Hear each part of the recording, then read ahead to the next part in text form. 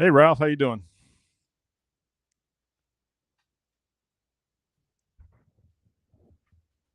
You hear me? I can't hear you. There you go. Yep. All right, that's better. All right, so we have a few people in. See if I can share it real quick. Hey, Perry Lawrence, Tom Hill. How do you increase?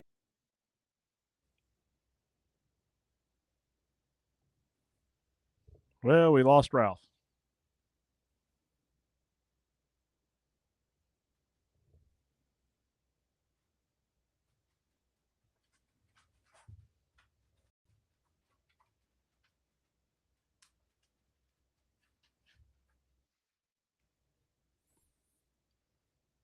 There you are. I'm still sharing it around. Yeah, you're sharing it. I shared it some. Right.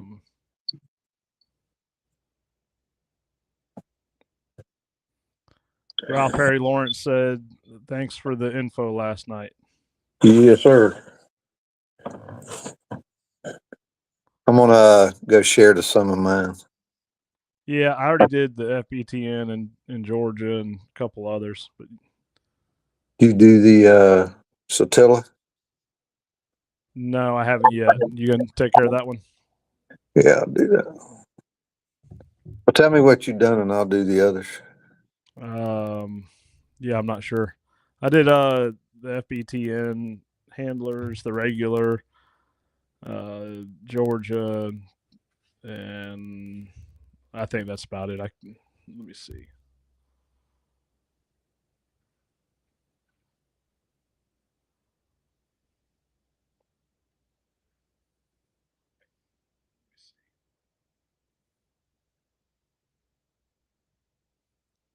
It's not let me pull it up. It'll be all right if it's double shared.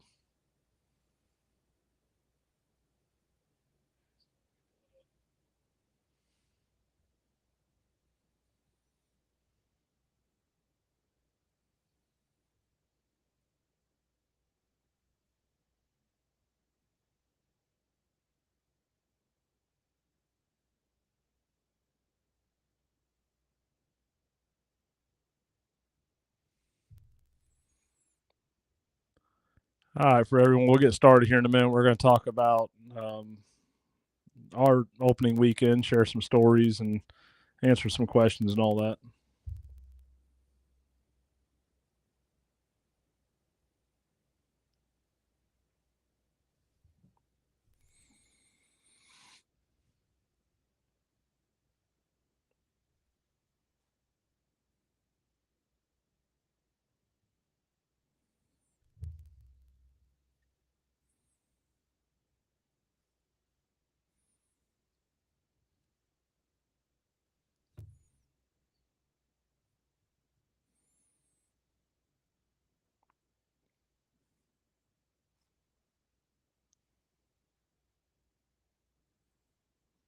While we're waiting for Ralph to finish that up, if you guys haven't already, you can check out our podcast. It's on Spotify, iHeart, Amazon, Apple, uh, I think a couple others. I can't remember. So if you want to catch the audio podcast later on, you can do it there.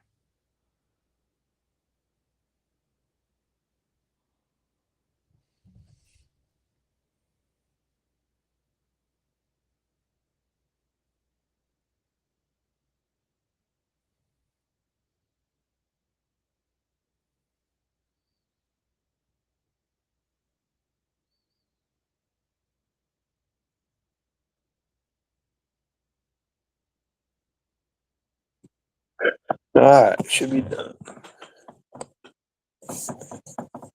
All right.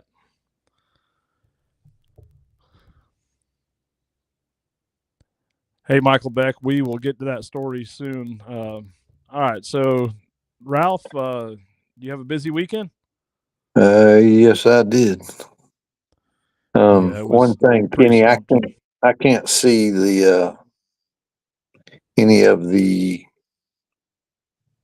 comments, so it's all on you. I'll take care of that. Yeah, it was pretty busy.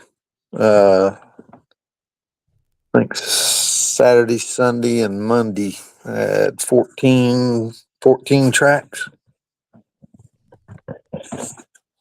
So, yeah, That's and I am feeling it. yeah, I'm pretty sore myself. I was swamped Saturday. Saturday was not a good day of tracks for me. Started out with 3 back whacks and then backed another tracker up on an intestinal shot. So it was pretty rough Saturday. We the one back whack we did end up coming close to getting that one. Dixie had it held. Dixie and Wheezy had it held in the river, and we were trying to work our way that way. And all of a sudden, my collar showed a question mark. And this river is very well known for big gators, and my heart sank. And I started rushing things, trying to get to her. And about that time, Wheezy showed back up along with John's dog, and then I got even more concerned. And all of a sudden, we saw her collar show back up, and I went to towing and bringing her back, and we called that one. And then we had an intestinal shot. We backed another tracker up. They got on a little early and pushed it, and then his handheld did not mark the location, and it was in so much water. We tried to restart, and actually another tracker came along, and they tried to restart from the hit site and struggled to progress it because of all the everything being stirred up in that much water. I mean, we're talking pretty deep water. Yeah, And we had then, water everywhere. yeah, it's bad. All these storms we've had the water's brutal. Yeah, And it's turned little creeks into rivers. this year's probably this year is my busiest opening weekend ever. Yeah. Yeah, typically where I'm at, it starts out slow. Yeah, I didn't. I'm always busy. It seems like, but yeah, this one was pretty heavy. Like I said, had 14 tracks, had 2 confirmed misses, and I think we tailgated 9. So it was a good weekend. Yeah, and you referred quite a bit out also. Yeah. I kept Dakota busy and a few others that I gave away because probably 7 or 8 that were referred out. So it just keeps getting busier and busier. So that part of you get more trackers, it doesn't mean you're going to get less tracks. Just like we tell everybody, it's kind of the opposite. I don't think a lot of people got, forgotten about those. As far as looking over the whole FBTN, we pretty well handled everything as far as what I could tell. But I wasn't watching it a lot just due to how busy I was, because I don't think I took any from the site. It was all, people calling. But right. We were still watching the site, trying to make sure we got everybody. So it was good. Yeah, all of mine were phone calls or texts, but there was still plenty on the page, and of course even though they're quote unquote direct calls, I still know that a lot of that came from the page over the years. Oh, there ain't no doubt. They all come from that for sure. I think. Yeah, I know they do. There ain't no question. They just, if you act right and give them good service, they keep calling. Oh yeah. Yeah. That's so I'm going to put my son on the spot here since I was not allowed to be his mentor for the group. He was assigned to you. So how's he been doing for you? Doing real good. He is very eager, but calls every time, calls after, and doing pretty good. We got to get him a collar though, because he is not liking that lead. No, but like I told him, you really learn tracking on lead. I mean, you really do learn a lot. You build that bond with your dog. You learn to read your dog, and I told him that all the tracks he's been on, it's helped him. Yeah, he's learned enough. We need him off lead. Yeah. Oh yeah. He so right before we went live, he called me, said, "Dad, you got any tracks for me? You know of any tracks?" He's been bit with the bug. Yep. Yeah. That's all right. It dang sure helps. Yeah, There's his last few have been tough tracks, and he's like, "Dad, I do not like having to tell someone that their deer is not dead." I said, "Well, you better get over it because it's going to happen more often than not." You ain't kidding. We get these good streaks going, but the bad streaks, they're just around the corner. Oh yeah, And we all get them. Alex, that white devil is just that devil. I will start liking her in about 4 more months. No, she's doing good. Um, yeah, so where's it at? Michael Beck says that he wants to hear the story about what appeared to be a perfect shot that was still alive at 9 hours. So I got a text message from a friend, said, "Hey, give Jules a call," which is a guy that I tracked for probably, I don't know, 10 years ago. And my buddy Travis Andrews is the one that sent me the text. So I called him and he said, "Hey buddy, you gonna be out tracking?" I said, "I can." And he said, "Well, I got some guys in my club that shot 2 deer and they need some help." And so he says, "But," he said, "I'm gonna be honest, they don't have a lot of money on them." I said, "Well, I'm not worried about money. I'm coming. I'll help." And he says, "Well, let me talk to him and I'll call you back."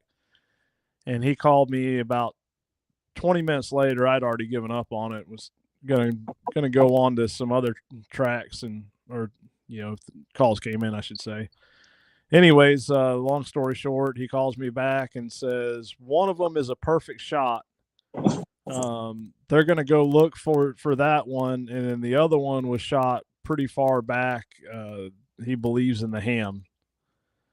And I said, "Well, if I'm coming out there, tell them to get out of the woods and we'll put on that easy one first, and then we'll go try to get the tough one."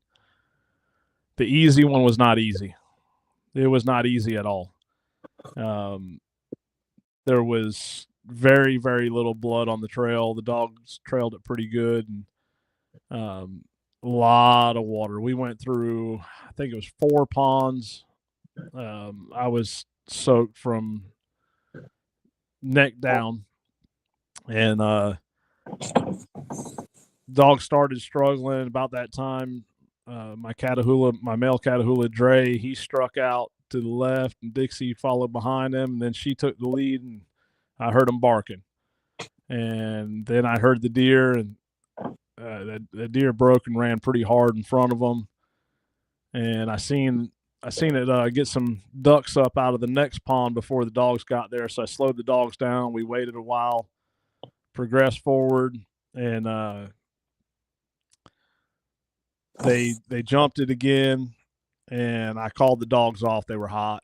We were hot. And I said, "You know what? I need to get some fresh dogs in here." And I called John Vaughn to come back me up. And we got him started out, and I showed him where we went. So I told him, I said, "Hey, man, if you'll get started here, I'll go put on the other one." And so he got started. I went over there, and that was a tough track. That deer went about 300 yards, hit a road, and they found blood at that road, but couldn't figure out where it went. Well, they pushed across the road and started kind of fanning out, grid searching a little bit. So they were convinced it went across there. The dogs were struggling, trying to work out their grid search, and finally, Dixie started heading down the road. Well, she overshot it a little bit, and I looked over and I seen one little drop of blood on a blade of grass. And about that time, she self-corrected, came back, took a right, which was only 10 yards from where it hit the road.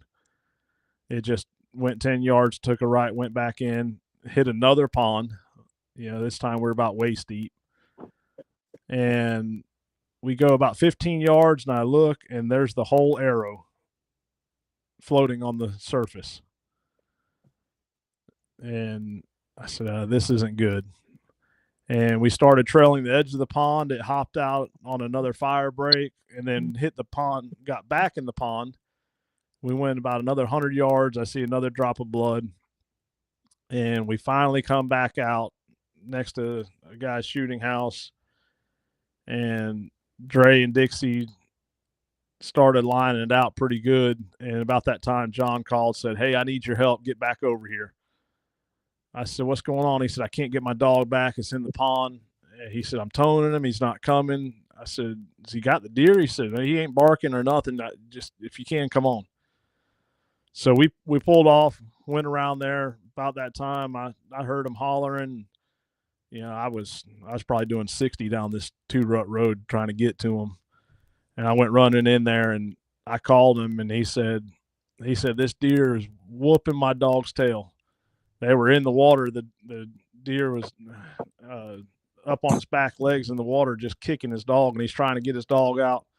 Anyways, finally got the deer, drug it out, and I just had to see this perfect shot. It was 9 hours after the shot when we dispatched, a little over 9 hours, and it appeared to be a really good shot. I said, "Well, I say really good. I mean, it was a little low." I don't know. Maybe it missed vitals or something. I don't know. I don't understand this." So we go back to their camp, and they were getting ready to clean the deer. I said, "I'm gonna run up the store, get something to drink, get a little snack." I hadn't ate all day, and we came back, and the guy said, "You're not going to believe this." I said, "What?" We go over to the gut bucket. And, well, let me back up. When we came back, how do you water not get in his lungs? Anyways, we come back. Jason Byer met us there because I called Jason Byer and Travis Bozeman and Josie Bozeman to come back us up on that other one that I was on because we were just exhausted. The dogs were burnt out. So, anyways, me, Jason, and John, we go over there to the gut bucket. We look, both lungs were hit, and it nicked the heart. How that deer was alive over 9 hours after it was shot is just mind-boggling. A lot of people's asked what broadhead. I do not know what broadhead. He did tell me, but I can't remember. There's so much going on that day. I know it was a 4-blade fix. I don't think the broadhead was the issue. Personally, I think it was probably just it was so low in the lungs and just barely nicked the heart that there was just enough lung still functioning for it to live that long. But it was definitely going to die. And we did, some of the blood that I'd seen was lung blood, but here's what gets interesting. When I pulled off of that deer, we were seeing just a little, 1 or 2 drops every few hundred yards. And I told John, I showed him my track, and he went in there. Like I said, we went over to the other one. And he called me, he told me, he said, I seen where your dogs went in and jumped the deer to the left. And he said that the dogs were getting tired. He said, so he was going to go back and reset. And he decided to circle the one pond that was kind of deep and go around. And when he did, this was about 100 yards over. He said it was like someone dumped buckets of blood. And his dog struck out. This is 100 yards in the opposite direction of the deer that we trailed earlier, that we jumped with little drops of blood. He said, I don't understand it. He said, but when they jumped, that deer went into the pond where my dogs had it before, and I called them off because they were just getting too hot. So anyways, Travis Bozeman and Jason Byer came out, and John and I put our dogs up because they were just, it was brutal. I mean, they were just spent. And they start trailing, and it took them a while to get to where I pulled Dixie and Dre off of the trail, the other one. And once they finally got there, they lined out. And that deer had actually circled back and was going back to where it was shot at. Well, it ended up going, we didn't know what was going on. We were trying to figure it out. And finally, we called it because we knew it was shot in the ham. If it went that far, which, now we're 700 yards into the trail, probably from the shot site to the loop around and back. I said, if it hit the ham, the chances are it's not going this far if an artery was hit. I think we're at a lost cause here. Well, the whole time we're trying to figure out what happened. It just seemed weird. Well, when I circled the block to go pick them up, they trailed that deer right to the shot site of the first deer that was shot. So I'm sitting at home, and I overanalyze stuff a lot, and I start looking at the GPS, and I've got my dog tracks on there. I got John's on there, and then I got all the ones from Bozeman and Jason Byer. And I'm putting I'm putting it all together, and I called all of them. I said, I think both of those deer went back and went to the same area. And I may be way off. This is speculation, but looking at all the evidence, I think both those deer hit the same trail, and then they split, and my dogs took the one that was ham shot to the left, and they were to the right. And so I just got to looking at all of it, and I think that's what happened. Well, I ended up talking to the hunters afterwards, and those two bucks had been running together. And the guy that shot the one that we did get that hit both lungs, he said he saw that bigger buck behind it. Well, that would have been after his brother shot it. So kind of a wild story. And of course, this is just guessing, but I'm almost confident they hit that same trail going back into that swamp, and they just split off, and John just happened to get lucky when he swung right and hit that other trail 100 yards, which we wouldn't have given up anyways. We were going to search that quite a bit. And so yeah, it's pretty wild. Michael Beck said low lungs are tough. Lungs are lobes. They basically shut them lobes down. The low hit doesn't allow the chest cavity to fill up. That's correct. But even then, 9 hours. 9 hours in this heat. Michael Pritz, is that a dog hunting area or lots of yotes? No to both, actually. But I know where you're going at there. If it was a dog hunting area, those deer run. I face that a lot where I live at. But it was wild. And then right when we were wrapping that up, and I was spent from the day before, and I was on those two tracks all day long. I left there, I think I got there at 9 o'clock in the morning and left at 9 o'clock at night. So I was on those two tracks for 12 hours. But that's not typical. I don't typically do that, but I knew we were going to get at least that one. It just, like I said, the dogs got overworked the day before, And then they got ran hard that morning, and then John's dogs came in and got ran pretty hard, got the crap beat out of them by that buck's front legs. So anyways, we lost Ralph again. Anyways, when I was leaving there, I got a call from a good friend, Jim Gast. They had 2 deer down and was wanting some help. So, hey, Ralph. Right. So, yeah, it was about 9:00 at night. Jim Gast calls me, said, "Where are you at? How far are you from Mayo?" I said, "I'm about 25 minutes from there." And he said, "Okay." He said, "Come on, I'm sending you a pin." He said, "I got 2 down. I think one will be pretty easy. The other one, not too sure about." And I haven't shared the picture on the one, but I'll tell you about it here, and I'll share the picture later. So, first off, he wanted to check out the drone, so I had to get my wife to meet me with the drone.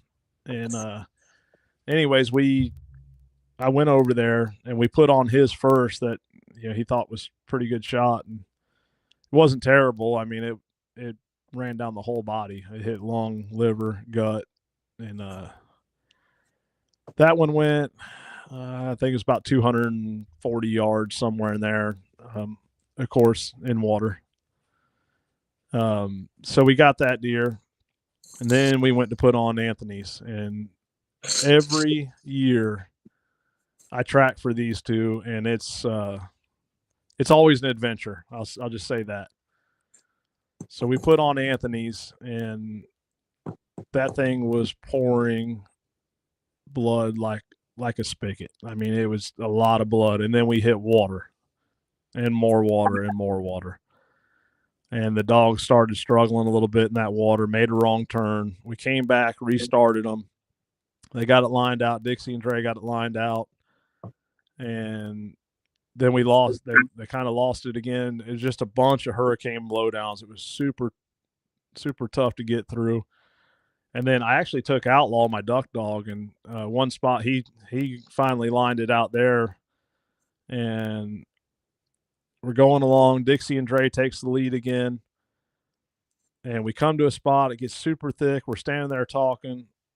And here comes Dixie and Dre, and just stops in the trail looking at us. And I told Anthony, I said, "I think they're telling you to follow them to your deer." He said, "You think so?" I said, "That's what it looks like to me." I said, "It's odd they're doing this, but I think they're trying to tell you something." He takes a step forward. They turn around and go. And we dang near had to get on our hands and knees to crawl through this thick stuff. And it opened up to a big water oak, a big water oak blowdown root ball. And that deer was bedded underneath that root ball dead. Now, that one, when I share the picture, it's going to look like a huge gaping hole. It never entered the chest cavity. It sliced down the side, hit the leg, and it just bled out.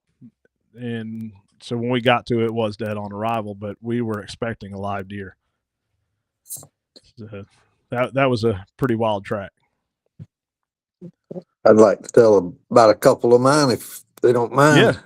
Oh, yeah. Go ahead. I don't know if everybody remembers last year, the little girl that got struck by lightning down in Palatka. Well, I got a call this weekend, and when I got there, it was her dad that that I had met to go in and track. It wasn't his deer, but it was his. I think it was his nephew's deer. But boy, the track isn't what's so. It was a tearjerker. I can tell you that. I had to tell the guy, "Quit talking about your daughter, because I'm not going to be able to see her before too long." But man, it was. Whew, he's still hunting her deer that she was hunting the day that they got struck by lightning. He got struck, got knocked 8 feet, and then it had hit her, and so she had passed right there in the ground.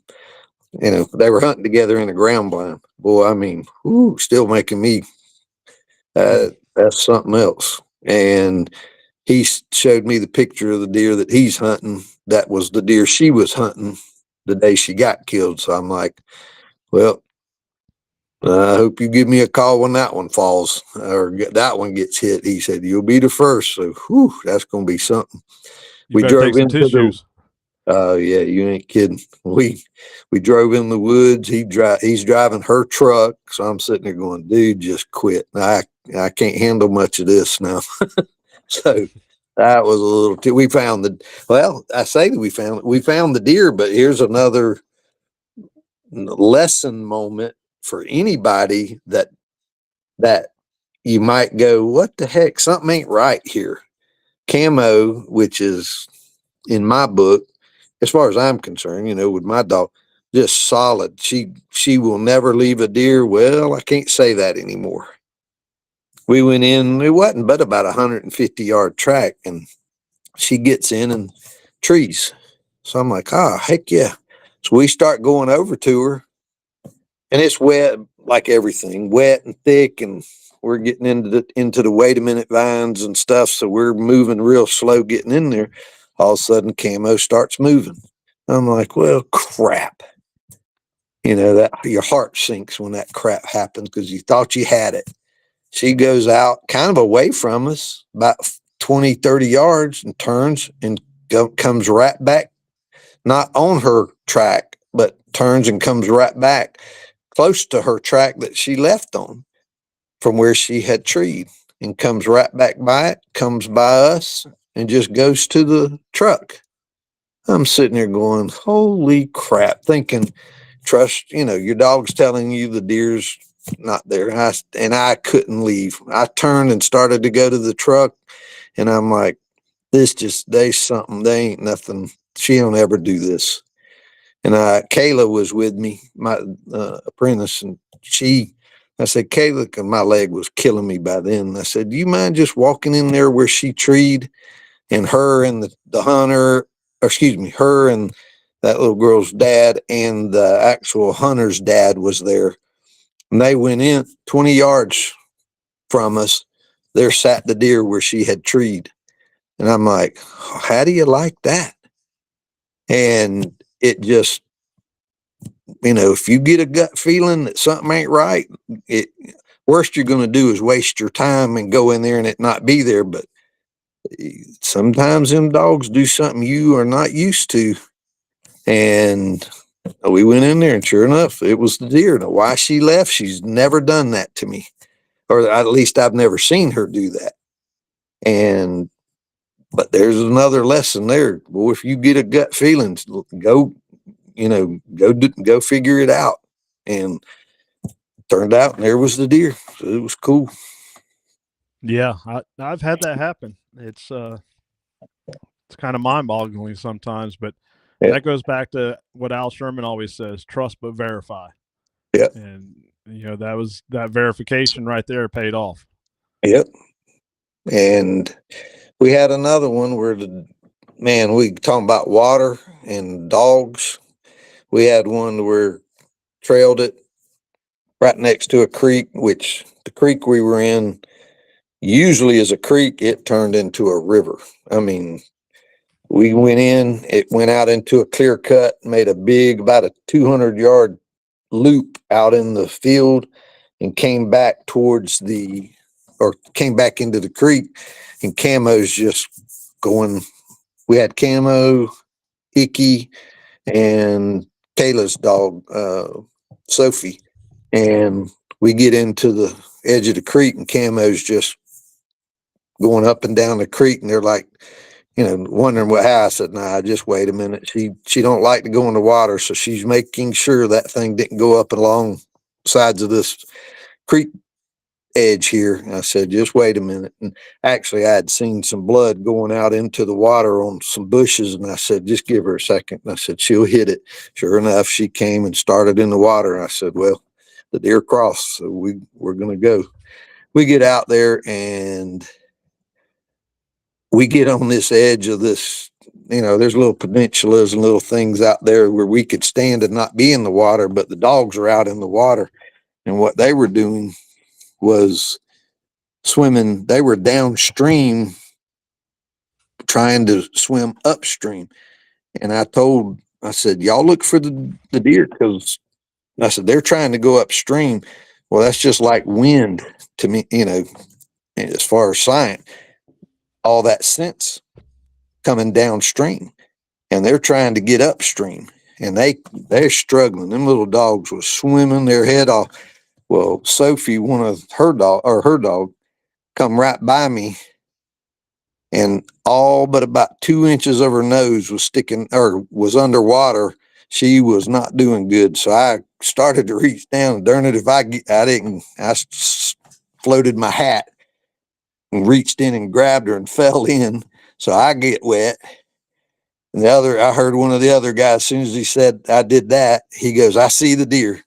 And I said, is it dead? He goes, yeah. I said, get the dogs. I said, forget the deer, get the other 2 dogs, because Camo they were struggling at this point. And we finally got the dogs, and the deer was laying out, jammed up in some limbs that had gotten the current had just pushed them all together, and the deer was in those. And 2 of them or 3 of them dove in and swam over and got the dogs and got the deer, and that was pretty cool. I've been so busy. I'll have that posted here probably tomorrow or something, but that was some pretty cool. Anybody thinks them little dogs, they're man, them things are tough. So they don't stop for nothing. It's pretty darn cool. That was a cool track, but nice buck for that boy. He was tickled to death. Yeah. So if I remember right, Ralph, we figured it up between me, you, and Dakota. I'm trying to remember now. Was it 20? We had 29 tracks, and I think 18 recoveries. Yep.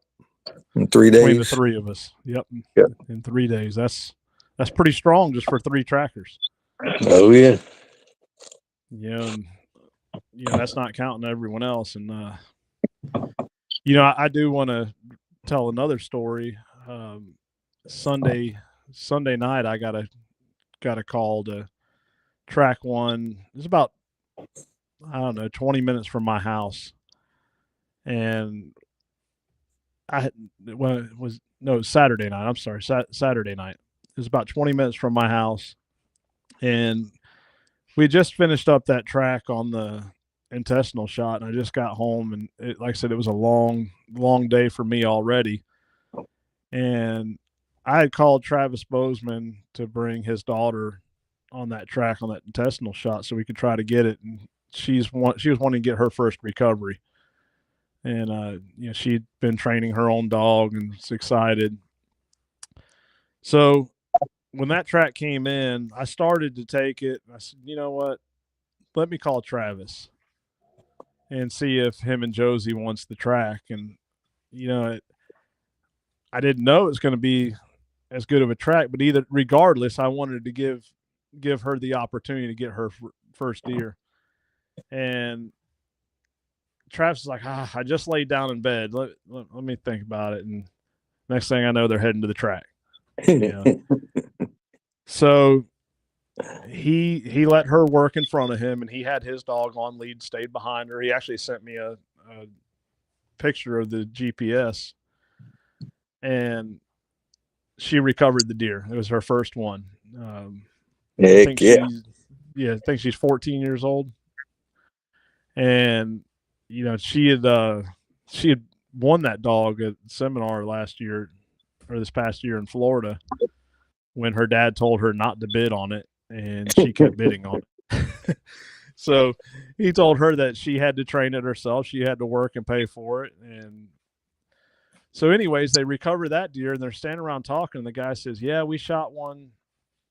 We shot another one, but, we missed it or whatever. He said, well, we're here. Let's try it. And she recovered her second deer. So, I'm so glad that I didn't go on that track and that I picked up the phone and asked them to go. So what you're saying is she's batting 1,000. No, because they didn't have the recovery on the other one I called for him or called him for. So actually right now she's 50-50. Oh, gotcha. But thanks to me giving her 2 other bad tracks, but I was right there beside them. So, but yeah, it always, for me, it really feels good to be able to help out new trackers and see them develop into what they're becoming. And just like with my son, he's doing great, and Josie's going to do great. It's awesome to see these young trackers coming up. Let me say something right there. Anybody that doesn't think you get some enjoyment out of being a mentor, you are dead wrong. It is fun. It is, I don't know, especially on some of the younger people, it is a blast to see their excitement level, their confidence level, and even handling, some of it is handling the bad situations. He handled one where some people were drunk and high, and he handled himself properly. And it just, it's cool as crap to me. I love it. It's just good. So anybody that thinks they would like it, you're wrong. You will love mentoring somebody. That is just fun. Oh yeah, honestly, I mean, I love tracking deer. Don't get me wrong. I love putting deer on tailgates, but I'm kind of to the point now where if I can call someone else and tag along and get to see them progress in their tracking abilities, that's what I love. I'll keep my dogs in the box. I don't care. Oh yeah. Yep. It's, don't get me wrong. I enjoy finding deer, but if I had never found another one and I was able to help other people get into this, and I would have just as much enjoyment out of that. Actually, more. And I'm going to put up a comment from Chuck Darby here. It says the non-recoverable tracks are the ones that humble you. And I'm glad you mentioned that, Chuck, because my son called me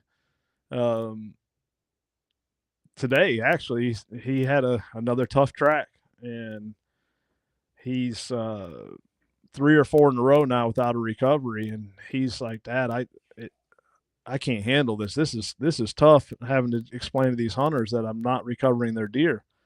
And I had to explain to him, Dakota, half the deer that you're tracking are not dead. And that's just a fact. You are not the one that made the bad shot. Just put forth all effort that you can. And, if you think that the outcome should be different, make sure you call someone in for backup. And he's not afraid to do that. I think you and I have hounded him enough pounded it enough into his head and other people's, like, don't be afraid to call him backup. I called in several this weekend. Yep. And the hunters don't care. All they know is they found my deer. How we do it, they really could care less. It just doesn't, they don't care. They just know you went above and beyond, and my deer is on the skinning rack. They just don't care. They don't care whose dog did it. They don't care if we had puppies out or they just don't care. I've learned that too. We can be the backup. Let the young dogs try it. They're okay. It's not going to bother them. And I actually had to do that with one this weekend where one puppy and a new dog, and it just wasn't progressing like I wanted it to. So I went and got camo, and boom, we found the deer. They don't care. They didn't care a thing in the world that happened. We just bumped it up a notch and we found their deer. And so don't worry about trying new dogs or new things or a new hunt or a new tracker. People they just don't care, and they appreciate you being there. And when you find it, it don't matter what went wrong. They've forgot about all that, and all they know is my deer was found. So it's cool as can be. Oh yeah. And I want to bring up, you brought up about my son running into a situation and dealing with someone who's drunk and high. Give me just a second. I get on this puppy.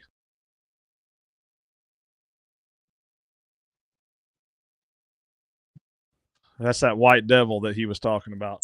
But you brought up about my son having to deal with someone who was drunk and high, and how he managed that situation pretty good. I want to bring up another one. It's like he's running into everything all in one weekend. Oh yeah.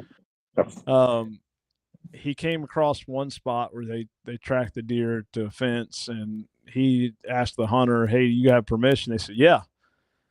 And so he crossed the fence. Well, the hunter and his friend stayed at the fence, and he kept going. And he called me. He said, "Dad, I got to call and ask you a question because this just doesn't seem right." He said, "I crossed the fence, and they said they had permission, but they didn't come across the fence with me." And he said, "Now I came up on a sign that says state park."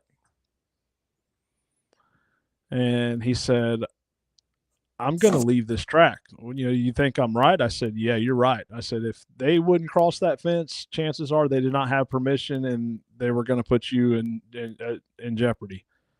I said, "So go back to the truck, load your dog up, and leave." And he did. Yep. So that's something to keep in mind. I mean, I'm going to get him the sheets, the waiver sheets, just so he has a little bit of just something that he can explain. Hey, I did put forth the effort, but keep that in mind. If they're not willing to cross that fence with you, there's a reason why. Yep.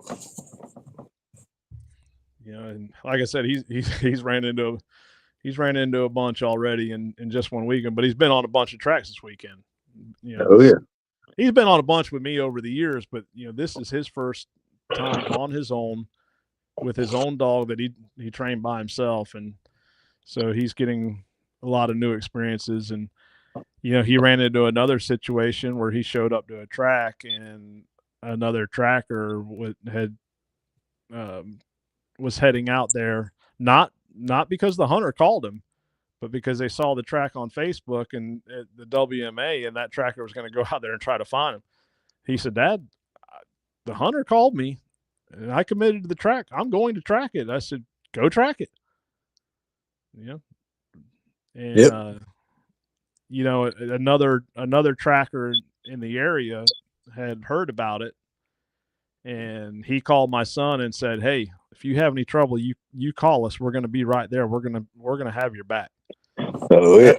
That's how strong our network is. And I'm very thankful that we have the trackers out there that we do, not just because it's my son, but everyone has everyone's back. All it takes is a phone call. Yep. And I know he's pestered you a bunch. No, it ain't pestering us. It's good. I see Shane's on here. Where can I get some of them pink cover or whatever those things were? Oh yeah, that I've seen in one of them pictures. My gosh, you show up with me with one of them, I ain't tracking. Hey, he showed up. He showed up on a track for me last year with those things. I think it was those. Oh my gosh. He claimed that they were his wife's, but I'm starting to think otherwise. Who cares? What the heck? Hot pink at that. Yeah, you ain't kidding. Yeah, Chuck Darby said here, I took one a mile before we ran into property line Friday night, and I had to explain to the hunter that the deer is alive and well. And, I do want to touch on that too, is 10, 15 years ago, it was hard. Oh, yeah, I see that. 10 or 15 years ago, it was much harder to explain to the hunters that, hey, your deer's alive. Yeah. Man, it's gotten so much better over the years that these hunters have, we've done a good job educating them. When I say we, the tracking community as a whole has done a good job educating them, and now they're more acceptant when you tell them that. Put that one from Shane up on the page. 7 for 7 in those bad Shane, boys. if that's the case, I'll wear a 2X. Get me a pair.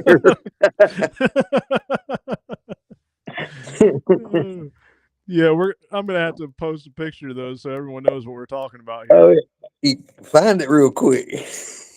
Yeah, I'll see if I can. It was on FBTN. Oh, yeah. I'll try to pull it and see if I can share it. Yeah. Yeah.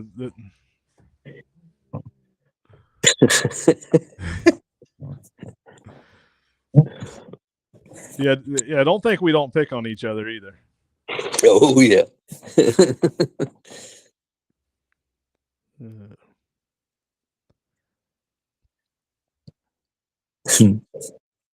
Oh, there it is. I'm gonna see if I can get it.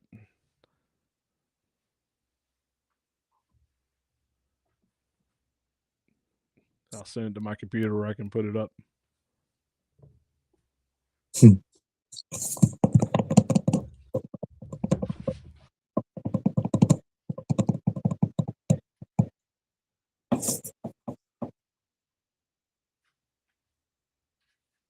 All right.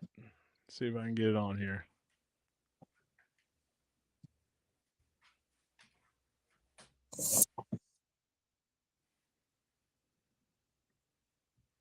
Where's that? Nope, that's not it. No, I got it on here somewhere where everyone can see it. And for those of you listening to the audio podcast, you're gonna have to watch it on YouTube or Facebook to see this. It's uploading now. Chuck Darby said they just passed a law. There it is. Oh yeah, there we go, Shane. So Shane, if you're 7 for 7 in those, everyone wants to know where to get them. Yeah, you ain't kidding.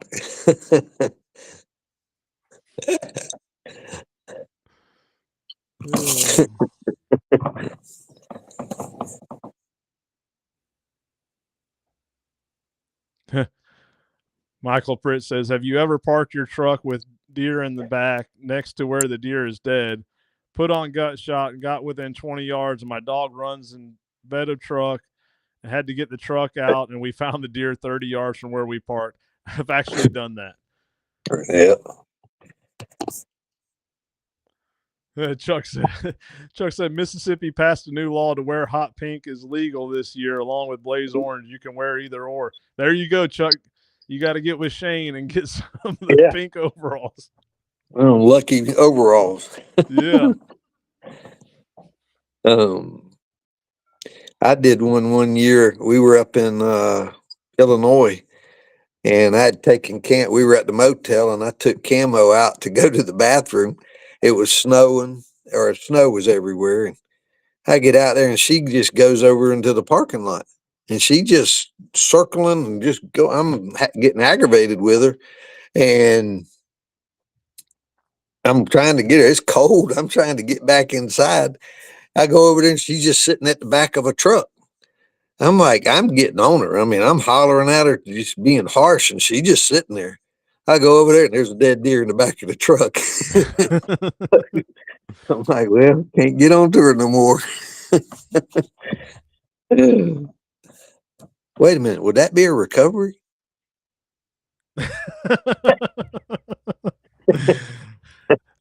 Hey, you ask some of these guys these 90% recovery rates.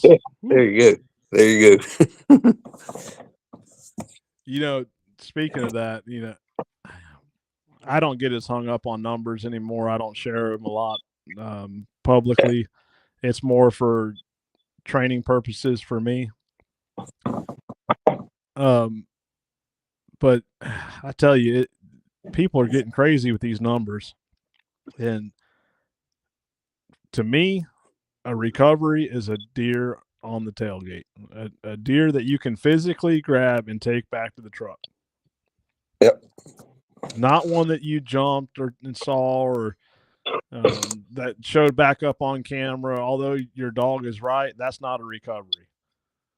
You know, you may want to consider it accounted for, but it's not a recovery. No. Yeah. I do also want to talk about the tracker app. We had some tracks come through on the tracker app this weekend, and I tell you, it's a pretty smooth process. I don't know if anyone else had gotten any off of it, but you know, I liked it. I talked to Shane last night. It was definitely a good resource. Cool. So let me make sure I didn't miss anything. I know the calls are about to start coming in. It's getting that time. I'm going to share another one like Michael Pritz said. We got one time where got out of the truck and another tracker was with me, and Camo, I let her out and she went running behind the truck, and the other tracker saw it and she hollered at her to come back. And we went out and went up, and we had to go about 400 yards into the woods to go to the hit site. So we got her back, went to the hit site, trailed that thing 400 yards to the back of the truck, and 15 yards behind the truck in the ditch was the deer.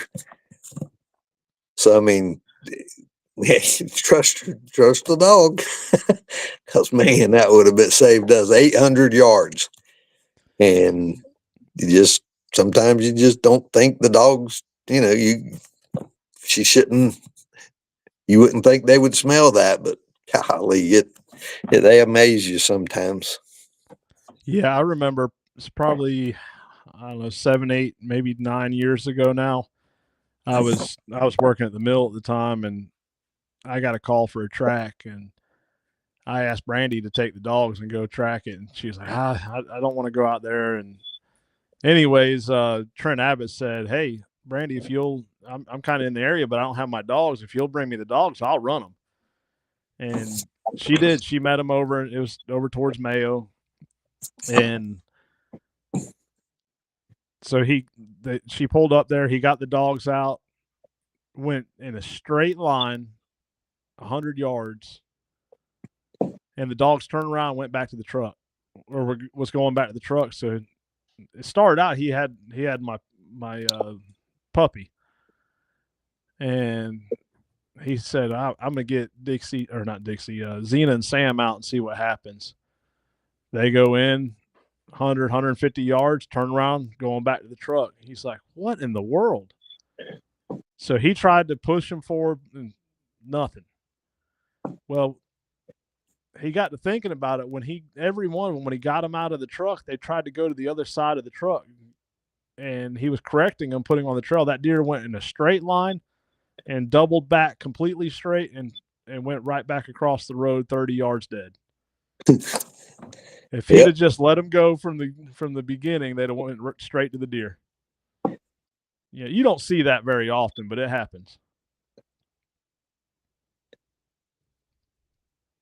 Michael Pritz said technically I found that deer twice. Yeah. So I don't know if anyone has any questions. I do want to say, I think almost all of my tracks this weekend, well, except for 2, was 40+ yard shots with bows or crossbows. I know today's technology and with bows and equipment, crossbows is pretty good, but you can't predict that deer's movement. And it's just like 2 of them, they were broadside. Well, when we got there, one of them had, like I said, hit one lung, liver, and out the guts. That was standing broadside when they shot it. Another one was standing broadside, and it was a far shot. When he went to shoot, it lunged forward, shot through the hams. I even had a call this weekend. The guy told me that he was intentionally aiming for the guts and missed.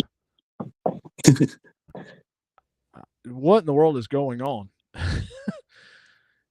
It's,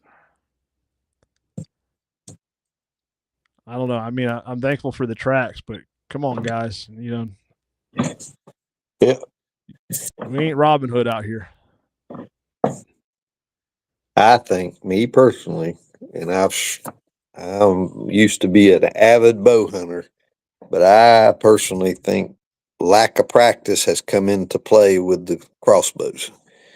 They think it takes the margin of error on the practicing to where you don't have to do that anymore. They're almost treating it like more of a rifle and it just, that's what I see. And they can mess up with a darn crossbow just as easy as a bow. And Oh yeah. so, and once again, I think people are swapping speed for, not for that kinetic energy or knockdown power, because you can get it with a bow or with any of it, and they're going the wrong direction. They got to have that speed, and I don't think, from my experience, and from hunting with a bow for so long, I don't see it. I think it's just going the wrong direction myself. Yeah. And it's evident with a lot of the tracks we see. It is just, because crossbows, I think I could be wrong, but I think I'm tracking a lot more crossbow stuff than ever. Oh yeah. Yeah, and like Starting, Michael Beck said, archery is supposed to be about getting up close, not how far guys are losing sight of that. Yeah, it's oops. Yeah, same thing.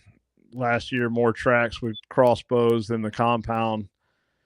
Yeah, and a lot of that's just because it's legal, especially on private land. Of course, public land here in Florida, you have to have a disability permit. Yeah.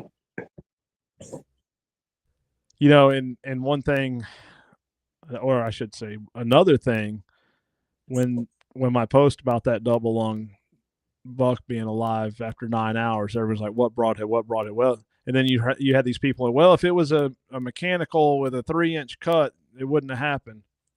Bull crap. I track a lot of deer shot with big mechanicals, and it's just a mindset of people thinks, a bigger cut, bigger margin of error, you can take a more questionable shot, and that's another flawed mindset. Just like a big caliber rifle, people think they have a 300, they can just shoot wherever. Yeah, I had 2 this weekend where the mechanical didn't deploy. Yeah. Things go wrong with stuff that can move. Oh yeah. And I think it takes, going back to the kinetic energy part of it, those mechanicals, that you cannot have a mechanical have as much kinetic energy as a fixed broadhead. It just goes against science. It slows it down too much. Yep. Went right at the point of impact. Too many moving parts. And so it just, those ones that, good hard fixed blade, they just go to slicing. And it's like Mike said here, deer move. I've tracked guys that win every 3D tournament they enter. Dogs getting into everything.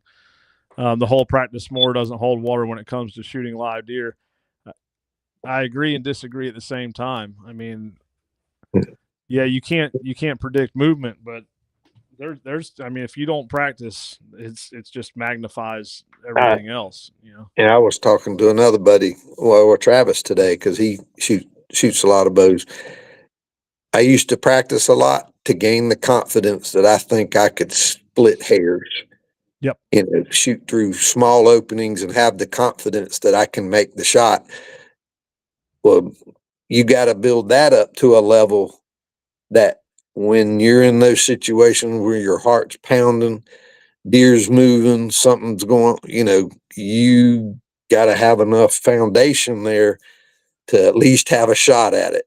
And it's so, because it's good, you don't practice, all that, it's getting worse. Things go wrong worse. Yep. To me, that's just me. That's how my mindset was always. I felt like I could just drill something, didn't matter where, but and still screwed up because of all the other factors of, just that pounding of the heart that kicks in, or elevation, or not enough bringing that into play.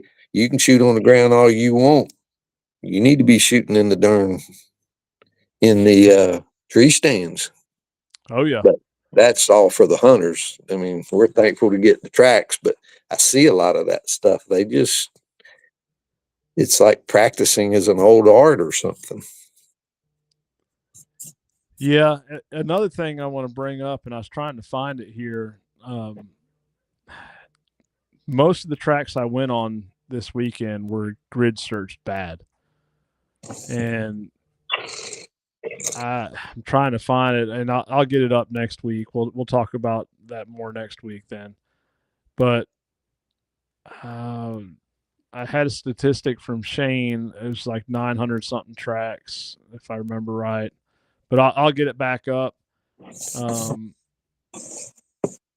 Grid search tracks. Here it is. Let me pull this up. All right, the track quality says 40% of tracks were grid searched. 21% of those were recovered. If that doesn't speak volumes, I don't know what does. Yeah. 21% of the grid search tracks were recovered. You know, I'm going to post that too, where people can share that around. That needs to be shared. These hunters need to see that. You know, Yeah.